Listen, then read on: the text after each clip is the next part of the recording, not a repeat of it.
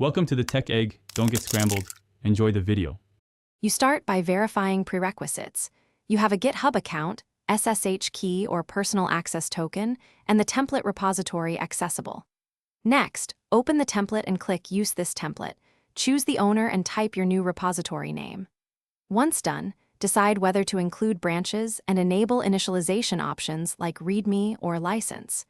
You're initiating a concrete repo from the template so you can immediately clone, edit, and push without repetitive setup. This saves time on boilerplate.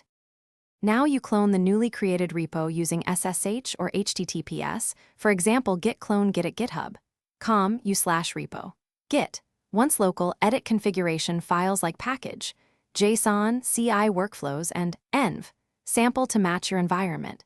Make meaningful changes on a feature branch. Create it with git checkout bfeature/name, then commit. After verifying locally, push the branch to origin and open a pull request. This lets you preserve the template structure while customizing behavior for your project's needs. Finally, merge your pull request after reviews and ensure continuous integration checks pass. Tag a release if ready. Make sure to update template contributors or settings and consider archiving outdated templates. If something breaks, don't panic.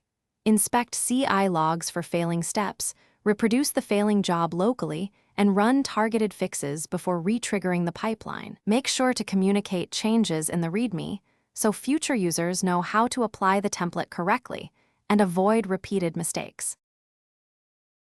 Thanks for watching. Consider subscribing if I helped unscramble your problems.